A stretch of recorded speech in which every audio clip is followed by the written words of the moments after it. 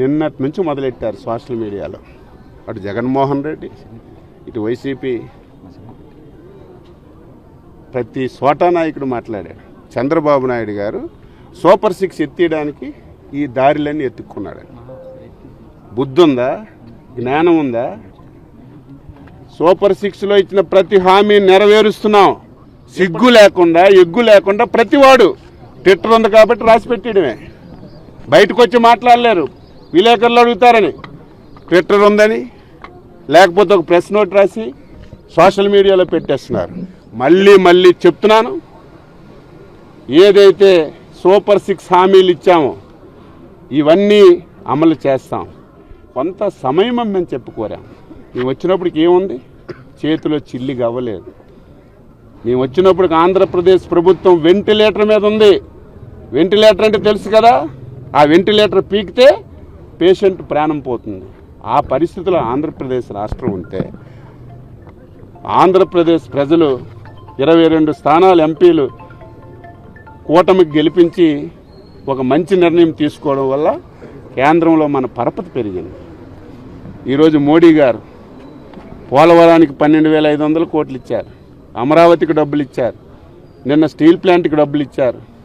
ఈరోజు రాష్ట్రంలో ఆర్థికంగా ఉన్నటువంటి ఇబ్బందులన్నింటినీ ఆదుకొని సహకరిస్తున్నారు. కాబట్టే ఈ దుర్మార్గుడు ఎంత నాశనం చేసినా వెంటిలేటర్ మీద నుంచి ఇప్పుడు ఆక్సిజన్ పీల్చుకునే అవకాశం ఈ ప్రభుత్వానికి వచ్చింది.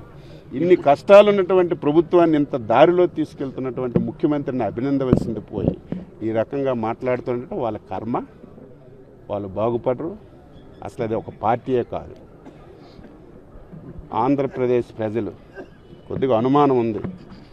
ఎందుకంటే గత నిర్ణయాల వల్ల ఇంకొంతమంది భయపడుతున్నారు.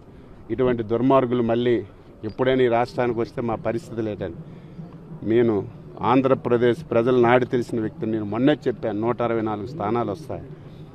నేను మళ్ళీ చెప్తున్నాను, ఇటువంటి వ్యక్తి రాజకీయాల్లో ఉండడానికే వీలు లేదు. ఇటువంటి వ్యక్తి రాజకీయాల్లో అసలు ఒక్క నిమిషం కూడా ఉండకూడదు. మళ్ళీ చెప్తున్నాను, ఈసారి ఆంధ్రప్రదేశ్ ప్రజలు మళ్ళీ తప్పు చేయరు. ఈ పార్టీని, వ్యక్తిని పూర్తిగా 100 అడుగుల గోతి తీసి లోపల పాతి మట్టి కప్పుతారు. ఎవరు భయపడవలసిన అవసరం లేదు. ఇప్పటికే చూశారు, తల్లి నమ్మదు, చెల్లి నమ్మదు, ఆత్మ పరమాత్మగా ఉండేవాళ్ళు. ఆ వ్యక్తి పేరు నేను చెప్పను. అటువంటి వ్యక్తులు కూడా వదిలి వెళ్ళిపోతున్నారంటే నాయకుడి మీద నమ్మకం ఉండాలి. నమ్మకం పోతే ఎవరు ఉండరు.